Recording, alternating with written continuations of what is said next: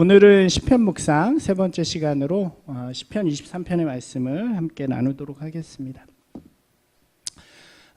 우리가 TV 프로그램을 보다 보면 그 프로그램의 유행이라는 게 있는 것 같아요. 그래서 어떨 때는 육아 프로그램이 하나 인기를 끌면 굉장히 많이 유행처럼 타기도 하고, 또 여행 프로그램이 그렇게 되기도 하고, 또 요리가 한참 유행을 타기도 했던 것 같습니다. 그 중에서 좀 지속적으로 이렇게 만들어지고 있는 것 중에 하나가 음악에 관련된 그런 프로그램인 것 같습니다. 저도 음악을 좋아하기 때문에 뭐 그런 것들을 좀 찾아보기도 하는데, 어느 순간에선가부터 그 음악 프로그램들이 아이돌 위주, 아이돌이 나오는 아이돌 중심의 프로그램이 되었던 것 같아요. 그래서 다른 가수들이 설 자리를 잃었던 그런 때가 있었습니다. 그런데 그때 이제 정확히 몇 년도인지는 기억이 안 나지만 나는 가수다라는 프로그램이 시작하면서 노래를 잘하는 가수들이 나와서 이제 노래를 부르기 시작하는 거죠. 그리고 그러면서 인기를 끌게 되고, 노래를 잘하는 사람이 진짜 가수구나라는 것들이 시작이 되어집니다. 그것을 계기로 많은 음악 프로그램들이 시작이 되어졌는데, 뭐 복면을 쓰고 나와서 하는 그런 것도 있었고, 다른 가수들과 콜라보를 하는, 듀엣을 하는 그런 모델을 만들기도 합니다. 그리고 립싱크를 하는 그런 걸 보면서 진짜 실력자인지 음치인지 가려내는 그런 프로그램도 있고, 요즘은 또 버스킹을 하는 그런 프로그램이 인기가 끌죠. 그 중에서 제가 예전에 좀 즐겨보던 프로그램이 히든싱어라는 프로그램이 있었어요. 혹시 보셨는지 모르겠지만, 가수가 한 명 등장하고 나머지 이제 모창 가수들이 등장해서 방에 들어가가지고 같이 노래를 하는데 누가 진짜인가를 맞추는 뭐 그런 프로그램이었습니다. 처음에는 단순히 누가 정말 진짜일까 혹은 누가 노래를 잘하나 뭐 이런 거에 집중을 하면서 듣게 되죠. 근데 이 프로그램을 보면서 제가 흥미로웠던 것은 뭐냐면, 여기에 나오는 그 모창 가수들이 이게 다 그 주인공 가수의 팬들이라는 거예요. 그러니까 어떤 이유에서든지 어떤 방면으로든지 그 가수하고 상관이 있는 사람들이죠. 예를 들면 모창으로 먹고 산다든가, 아니면 자기가 굉장히 아프고 힘든 시절에 그 가수의 노래를 듣고 힘을 얻었다든가, 뭐 이런 희망을 가지게 하는 그런 노래들, 그런 가수로 기억하고 있다는 거죠. 그런 이야기들이 이제 회가 지나가면서 사람들이 계속 이야기가 모여지고 그렇게 됩니다. 이 주인공으로 출연한 가수가 처음에는 이렇게 자기가 부르면서 이렇게 재미로 나왔다가, 그 다음에는 자기랑 너무 똑같으니까 당혹했다가, 그 다음엔 떨어지면 어떻게 하나 그런 걱정 가운데 부르다가, 마지막에는 자기를 사랑해주는 이 팬의 마음에 감동을 받아서 이렇게 눈물을 흘리면서 감동적으로 그렇게 마무리되긴 합니다. 자신의 가고 있는 길이 의미 없는 길이 아닐까 이런 생각을 하고 있다가, 그런 팬들을 만나서 함께 노래를 부르면서 다시 행복을 찾게 되었다라는 고백들을 굉장히 많이 하는 거죠. 그러니까 내가 헛된 길을 걸어온 건 아니구나라는 그런 고백들을 많이 하게 됩니다. 그런 것 같아요. 가수라는 직업도 그렇고 다른 직업들도 비슷하지만, 자기가 원하고 자기가 정말로 하고 싶어서 결정하는, 그리고 자신이 이루어온 길을 걷는 것임에도 불구하고 때로는 길을 잃어버릴 때가 있다고 해요. 그것은 누구나 마찬가지인 것 같습니다. 그래서 노래하는 것이 때로는 행복하지 않고 고통스럽기도 하고 또 원망스러울 때도 있다고 이야기합니다. 그럴 때 자신을 사랑해주고 자신과 함께 해준, 자신의 가장 행복한 순간을 함께하고 기다려준 팬들을 통해서 그 길이 얼마나 행복한지를 깨닫게 되고 그 길을 갈 수 있는 힘을 얻게 된다라는 것이 바로 이 프로그램에서 보여주는 것이죠. 제가 이 오늘 말씀을 준비하면서 이 부분이 생각났던 이유는 우리 그리스도인의 길이 그런 길이 아닐까 하는 것 때문이었어요. 내가 선택하고, 그죠? 어린 시절부터 익숙하게 가는 길이기도 하고 행복함을 누린 길이지만, 이 세상 속에서 살아가다 보면 때론 우리도 길을 잃어버릴 때가 있는 것이죠. 그리스도인으로 살아가는 것이 행복하지 않을 때도 있고요. 또 때론 원망스럽거나 고통스러운 길일 때도 있는 것 같습니다. 지치고 힘들 때도 있는 거죠. 여러분 어떠신가요? 믿음으로 살아온 길이 항상 막 행복하고 좋기만 하셨나요? 때론 그렇지 않을 때가 있는 것 같아요. 저도 마찬가지예요. 목사로 살아야지만 이렇게 힘들 때도 있고 어려울 때도 있는 것 같습니다. 그때 들어야 할 음성이 있다는 거죠. 그때 날 사랑하시고 나를 위하고 계신다는 그 주님의 음성을 들어야 되는 거죠. 너 참 잘하고 있어. 너 가는 길이 의미 있고 가치 있는 길이야. 내가 너로 인해서 기뻐하고 있단다. 사랑한단다. 이렇게 말씀하시는 주님의 음성을 우리가 들을 때에 우리가 다시 회복되어지고 기쁨으로 또 감사함으로 이 길을 끝까지 걸어갈 수 있는 것입니다. 저는 우리가 드리는 이 예배의 자리가 이런 자리가 되기를 소망합니다. 우리의 삶의 자리가 조금 힘들고 어려워서 그래서 우리가 그리스도인으로 살아가는 것이 쉽지 않은 길이어도 우리가 믿음으로 살려고 이렇게 발버둥 치면서 노력하다가 상처도 있고 힘들어도 이렇게 예배에 와서 주님의 음성 속에서 위로를 얻고 또 다시 일어나서 세상으로 나아가서 한번 도전하는 또 그렇게 살아보는 그런 시간이 되어지는 것이 바로 이 예배의 시간이어야 하는 거죠. 때로는 우리가 드리는 예배가 좀 우리의 삶과는 좀 거리가 있다고 느낄 때가 있어요. 그 이유가 무엇일까? 그러니까 우리가 드리는 이 예배가 좀 내 삶하고 동떨어진 그런 느낌처럼 이렇게 우리 가운데 있는 이유가 뭘까 생각을 해보면 하나님께서 나와 가깝다라고 우리가 느끼지 못하기 때문이 아닐까라는 생각이 듭니다. 하나님께서는 이 세상을 창조하시고 또 다스리시고 주관하시는 분이시죠. 그런데 실제 나의 삶 속에서는 잘 알지 못하고 별로 가깝지 않은 그냥 성경 안에서만 머무는 그냥 저런 먼 신으로서 계시는 그런 하나님처럼 그렇게 느낄 때가 있다는 거죠. 그러다 보니까 이 예배가 형식적일 수도 있고 또 예배가 그냥 늘 드려지는 일상적인 것이 되기도 합니다. 이 예배가 살아있는 예배가 되기 위해서는 내가 예배드리는 하나님과 내가 아주 가까운 사이라는 것. 그거 가까움 우리가 이제 이거 친밀감이라고 이야기하죠.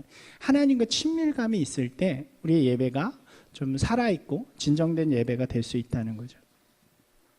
오늘 우리가 읽은 시편 23편은 너무나도 유명한 시입니다. 아까 하준이도 외우던데 우리가 그 정도로 잘 알고 있는 시이기도 하고 많이 외우는 시죠.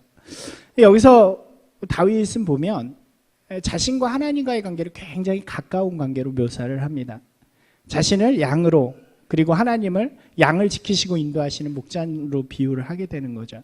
아마도 그가 어린 시절에 목동으로 있었기 때문에 자신의 모습을 양에 비유해서 목자 되시는 하나님과의 관계로 시를 쓴 것으로 보입니다. 우리가 이 다윗의 시편들을 잘 보면요, 특별히 23편을 예로 들어서 보면 이전에 우리가 표현하던 이전에 구약에서 표현하던 하나님과는 굉장히 다르다는 것을 우리가 발견할 수 있어요. 구약에서의 하나님은 어떤 이미지인가요? 우리가 거룩하신 하나님, 위대하신 하나님, 공의로우신 하나님, 그리고 뭔가 가까이 하기 두려운 하나님, 무엇인가 위대하고 높은 분이시지만 이렇게 살갑거나 혹은 친밀하다고 느끼는 하나님의 의미는 모습은 아니죠. 그런 표현으로 이렇게 된 것도 별로 없습니다. 그런데 다윗의 시편에 등장하는 하나님은 그렇지 않아요. 나를 사랑하고 나를 돌보시고 나를 위로하시고 나를 지키시고 내 곁에서 나와 함께 하시는 하나님으로 표현되어진다는 거죠. 그죠? 하나님은 나의 목자시오. 하나님은 나의 산성이십니다. 하나님은 나의 의이시고 하나님은 나와 늘 함께 하십니다 하는 것이 바로 다윗의 고백입니다. 이것은 그만큼 다윗이 하나님과 가깝게 친밀하게 그렇게 살아왔다는 것을 의미하는 거죠. 저는 하나님이 우리에게 이런 분으로 느껴지기를 소망합니다. 하나님 먼 데 계시는 분이 아니라 나와 함께 하시고 또 나를 지키시고 나를 돌아보아 주시는 그런 분이시라는 거죠. 지금 나와 함께 하심으로 나를 인도하시는 주님, 그리고 그 주님을 느끼고 만나고 경험할 때 우리의 예배가 좀 진정 살아있는 예배, 그리고 뭔가 이렇게 움직임이 있는 그런 예배가 될 줄로 믿습니다. 그리고 그런 주님을 경험할 때 우리는 행복한 그리스도인의 길을 갈 수 있다는 거죠. 오늘 23편의 말씀을 통해서 하나님을 경험하는 삶의 모습이 어떤가를 우리 함께 나누어 보겠습니다. 가장 먼저는 우리의 삶에서 하나님을 경험하기 위해서는 신앙의 기준을 세우고 살아가야 한다는 것입니다. 1절 말씀에서 이렇게 이야기해요. 한번 같이 읽어볼까요? 여호와는 나의 목자시니 내게 부족함이 없으리로다 라고 이야기하죠. 다윗은 하나님께서 나의 목자이십니다 라는 것을 분명하게 고백합니다. 이것은 다르게 말하면 자기는 하나님의 양이라는 것을 의미하죠. 이것을 분명하게 결정하는 거예요. 선언하는 거예요.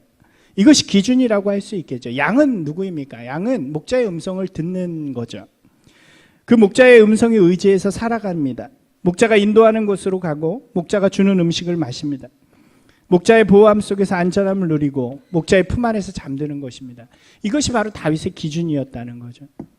여러분과 하나님과의 관계는 무엇인가요?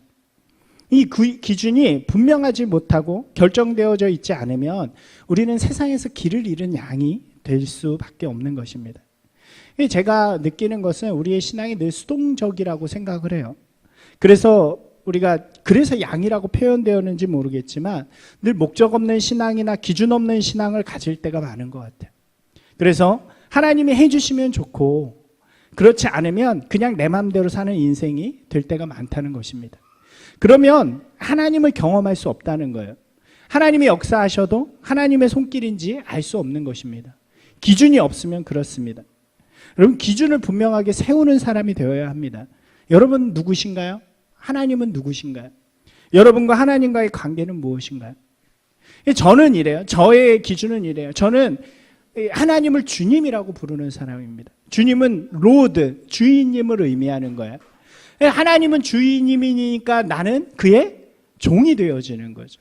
성경에서 이 종은 두 개로 이야기하는데 하나는 둘로 쓰고 다른 하나는 오이코스모스라는 단어입니다. 종은 이 노예를 의미하는 거예요. 엎드려 있는 거예요. 주인의 부르신 가운데 엎드리는 사람이 종입니다. 그리고 청직이라는 이름의 이 오이코스모스는 사명을 받은 종이에요. 제가 이것을 분명히 결정하니까 저는 어떤 사람이냐면 하나님 앞에 엎드린 사람으로 하나님이 맡겨주신 일을 하는 사람이 되어지는 것입니다. 그리고 하나님은 제가 하는 일을 책임져 주시는 주인이 되어주시는 거죠. 또 있습니다. 하나님은 저의 아버지예요. 저는 하나님을 아버지라고 부릅니다. 저는 하나님의 아들입니다. 아버지는 늘 아들을 챙기고 보호하고 인도하시는 분이죠. 아들은 하나님의 영광을 위해 살아가는 사람이 되어지는 것입니다. 그래서 저는 예배하는 사람이 되는 거고요. 내 삶을 들여 하나님을 기쁘시게 해드리는 것입니다. 이것이 바로 기준이라는 거죠. 여러분의 기준은 무엇인가요? 여러분은 하나님과 어떤 관계 속에서 있으신가요? 여러분, 그것이 분명해야 이 예배 가운데 하나님을 분명하게 고백하는 사람이 되어지는 거예요. 우리의 삶 가운데 내 삶을 결정하는 분명한 기준이 되어진다는 사실입니다. 사랑하는 여러분, 하나님과의 관계를 분명하게 결정하고 고백하는 분들이 되시기 바랍니다. 그리고 무엇보다도 그것을, 내 고백을 목숨을 걸고 최선을 다해서 지켜가는 분들이 되기를 바랍니다. 그럴 때 하나님을 경험할 수 있다는 거죠. 기준이 가장 먼저고요. 두 번째는 신앙의 눈으로 삶을 해석할 수 있어야 한다는 거예요. 이 의미는 뭐냐면 신앙의 눈으로 삶을 해석한다는 것은 감사와 신뢰를 의미합니다.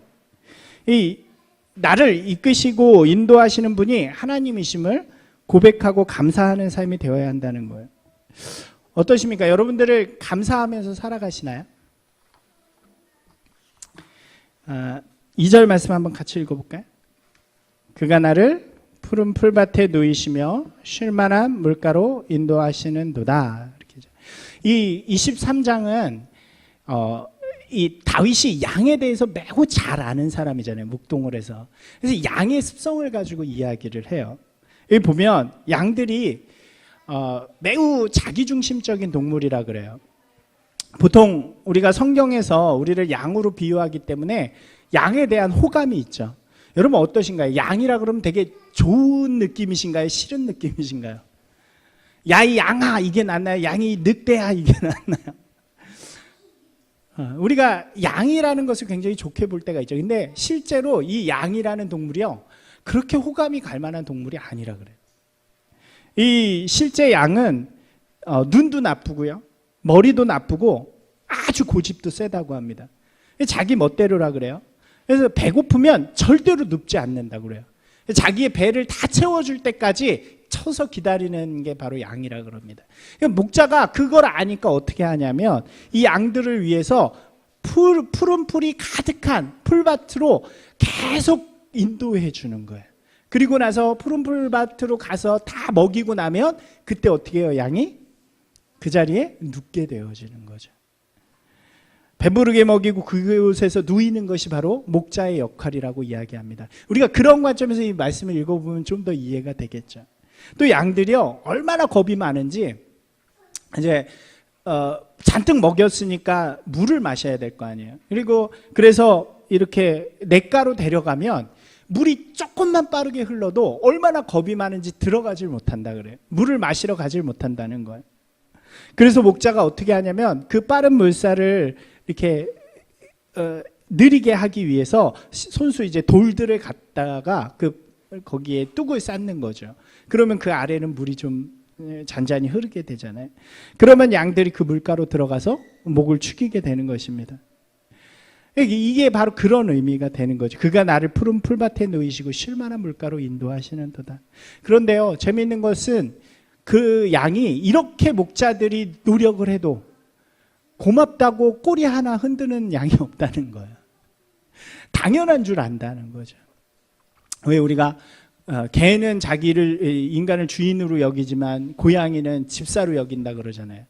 이 양은 더하다 그래요. 자기에게 당연히 주는 그런 사람처럼 여기는 거죠. 그런데요, 그때 한 양이 철이 든 거예요. 그래서 감사하기 시작하는 것입니다. 그 양이 누구예요? 바로 다윗 양인 거죠. 다윗 양이 감사하기 시작합니다. 자신의 삶을 들여다보니 하나님께서 베푸신 은혜가 얼마나 감사한지, 얼마나 나를 인도하셨는지를 보기 시작합니다. 여러분, 다윗이요, 이것을 언제 깨달았을까요? 이 시를 언제 썼냐면 우리가 너무 아름답고 우리를 풍성하게 해줬을 때라고 생각할 수 있겠지만 실제로 시간이 많이 흘러서 압살롬에게 쫓겨다닐 때 쓴 시라고 그래요. 압살롬에게 쫓겨다니다 보니까 누군가 나에게 음식을 줘야만 먹을 수 있는 거예요. 그렇지 않으면 죽을 수밖에 없어요. 누군가 나를 지켜주시고 인도해 주셔야만 자기가 살아갈 수 있는 거죠. 그때 고백하는 거예요. 나를 푸른 초장과 잔잔한 물로 인도하신 분이 바로 주님이시구나. 주님 감사합니다 라고 고백하기 시작하는 거죠. 우리 인도하시고 보호하시며 지키시고 돌보신 하나님의 사랑과 은혜에 감사할 때 우리는 하나님을 경험하는 사람이 될 수 있는 것입니다. 그런 것 같아요. 어떤 사람들은 불평만 많이 합니다. 그런 사람은 하나님의 손길을 볼 수 없는 거죠. 제가 우리 교회의 모습을 이렇게 말씀을 준비하면서 돌이켜봐도요, 그런 것 같아요. 인간적인 눈으로 보면 불평할 수도 있겠죠. 그러나 이렇게 처음부터 이렇게 우리 딱 세워질 때부터 생각하면서 제가 어제 쭉 한번 생각을 해봤더니 너무 감사할 게 많은 거예요. 아멘을 아무도 안 하시네. 감사하게. 너무 감사한 거예요. 눈물이 날 정도로 감사하더라고요. 그 하나님의 손길이 있는 거예요. 하나님의 경험이 느껴지는 거예요. 하루하루 감사하니까 너무 행복해지는 거죠. 주님이 나와 함께 하심을 분명하게 깨닫게 되어지는 것입니다. 사랑하는 여러분, 우리의 삶을 돌아보면서 우리를 푸른 풀밭에 누이시고 쉴만한 물가로 인도하시는 그 주님 앞에 감사하는 분들이 되시기를 주님의 이름으로 소망합니다. 또 다른 하나는요, 나의 삶을 이끌어 가시는 것에 대한 신뢰예요.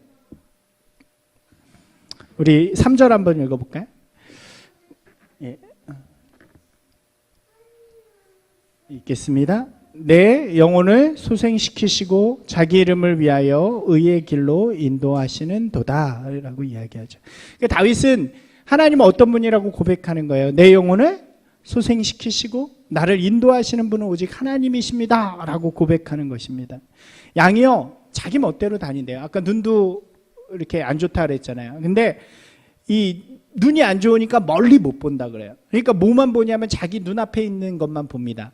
눈앞에 있는 풀을 다 먹으면 그 앞에 있는 풀로 나가야 되는 거죠. 그렇게 풀을 쫓다 가면 이 무리에서 떨어지기도 하고 이탈되어지기도 하는 것입니다. 그러면 길을 잃게 되어지는 거죠. 길을 잃고 헤매다가 상처를 입게 됩니다. 그 양을 목자가 이렇게 찾아가는 거예요. 그게 예수님의 표현에도 나오잖아요. 잃은 양 한 마리를 찾기 위해서 99마리의 양을 안전한 곳에 두는 거예요.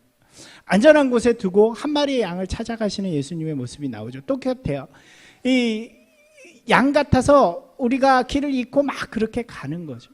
그때 목자가 막 이렇게 밤새도록 그 큰 길들을 쫓아다니면서 잃어버린 양을 찾습니다. 근데 그 양의 길이 아닌 곳으로 가다 보니까 상처들이 많이 났잖아요. 거기에 항상 목자는 감람유를 갖고 다니면서 상처난 그 부위에 감람유를 싹 바르는 거예요. 그럼 그 감람유가 이 양의 상처를 깨끗하게 해주고 다시 새살을 돋게 한다 그래요. 그 표현이 뭐냐면 소생시키다라는 표현이에요. 영어로 restore 이렇게 이야기하는데 이 단어가 주는 의미가 있죠. 또 양과 목자가 다니는 길은 광야잖아요. 풀밭으로 찾아다니니까 그냥 가는 길이 됩니다. 그런데 반대로 이야기하면 길이 없다는 것을 의미하잖아요. 그러니까 양이 조금만 정신을 못 차리고 있으면 길을 잃어버리고 원래 가야 할 길을 못 가는 것입니다. 그런데요, 신기하게도 이 목자들은 양이 가야 할 길을 정확하게 알고 있다 그래요. 어디가 옳은 길인지를 안다는 거죠. 그래서 그 길로 양들을 인도한다고 합니다. 이것이 바로 의의 길이라는 의미예요.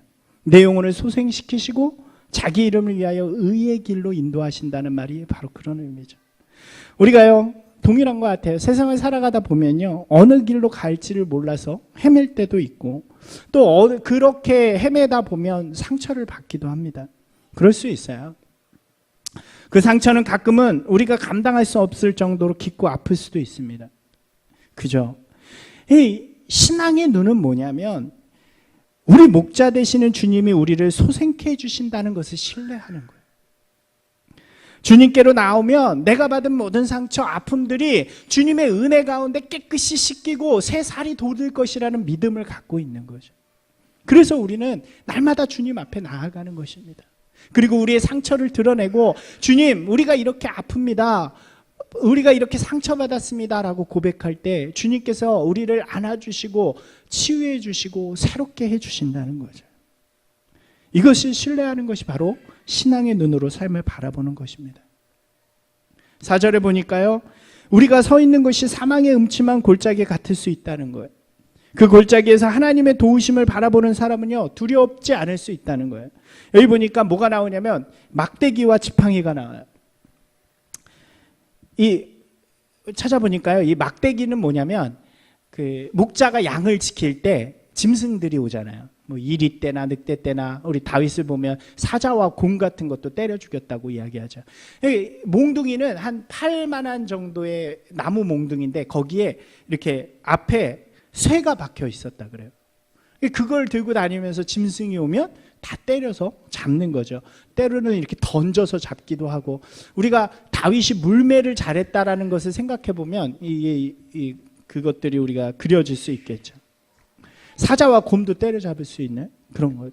지팡이는 조금 용도가 다른 거예요. 지팡이는 어떻게 생겼냐면 앞이 이렇게 구부러졌는데 우리 할아버지들 짚고 다니는 그런 지팡이가 아니고 이렇게 왜 여러분들 그 유원지 같은 데 보면 뒤에 꾹꾹 누르는 그런 거 있잖아요. 그런 모양의 큰 지팡이라고 보시면 돼요. 그 지팡이가 이렇게 구부러졌는데 그 용도가 뭐냐면 양이 낭떠러지 같은 데 떨어져서 매달려 있을 때 그 지팡이로 목을 걸어서 이렇게 끌어올리는, 위험한 데 있을 때 목을 걸어서 이렇게 데려올 수 있는 그런 형태라고 이야기를 합니다. 구원의 지팡이라고 이야기할 수 있겠죠. 이 몽둥이와 지팡이로 우리를 안위하신다는 거예요. 우리의 삶에도 다양한 어려움들이 찾아올 때가 있어요. 외부로부터 오는 환난과 풍파가 있습니다. 그리고 나 자신의 실수로 삶의 웅덩이에 빠질 때도 있죠. 정말로 어려운 일들이 찾아올 수 있습니다. 죽음의 순간일 수도 있고 절망의 순간일 수도 있습니다. 그때요, 그리스도인은 그 자리에서 눈을 들어서 하나님을 바라보는 사람이 되어야 한다는 거죠. 하나님께서 그 막대기와 지팡이로 우리를 지키시고 보호하신다는 분명한 믿음 가운데 있을 때 우리는 하나님을 바라보며 또 하나님의 능력을 체험할 수 있는 사람들이 될 수 있다는 것입니다. 사랑하는 여러분, 혹시 여러분의 삶에 어려움의 시간이 오게 된다면 그때 이 말씀을 꼭 기억하시는 분들이 되시기를 바랍니다. 같이 한번 읽어볼까요? 내가 사망의 음침한 골짜기로 다닐지라도 해를 두려워하지 않을 것은 주께서 나와 함께 하심이라. 주의 지팡이와 막대기가 나를 안위하시나이다. 아멘. 주님을 이렇게 감사하고 신뢰하는 마음이 바로 신앙의 눈이라는 거예요. 우리의 삶을 바라볼 때 항상 그 두 가지 눈으로 바라보는 것이 중요하겠죠. 이제 주님을 신뢰하면서 나의 삶에 실제적인 도전이 있을 때, 도전으로 살아갈 때 우리는 하나님을 경험할 수 있다고 이야기합니다. 그러니까 하나님을 경험할 수 있는 가장 좋은 방법은요, 하나님을 경험할 수 있는 일을 하는 거죠. 우리나라 속담에도 있잖아요. 고구 호랑이를 잡으려면 호랑이 굴에 들어가라. 아무것도 하지 않으면서 하나님의 일들이 우리의 삶 가운데 일어나길 기대한다는 것은 굉장히 어리석은 일이라고 할 수 있습니다. 우리 5절 말씀 한번 읽어볼까요? 주께서 내 원수의 목전에서 내게 상을 베푸시고 기름으로 내 머리에 바르셨나니 내 잔이 넘치나이다. 이 의미는 목자가 양들에게 풀을 먹이다가 보면 이제 산 아래 평야지대의 풀이 다 마를 때가 있대요. 그러면 그 다음에 어떻게 해야 되냐면 그 풀을 찾아서 높은 산으로 올라가는 거죠. 산에 올라가다 보면 그 지역이 이게 갑자기 평평해지는 곳이 나타나고 거기에 풀이 엄청나게 많은 곳이 있대요. 양들의 입장에서 보면 거기가 뭐예요? 잔치죠, 잔치.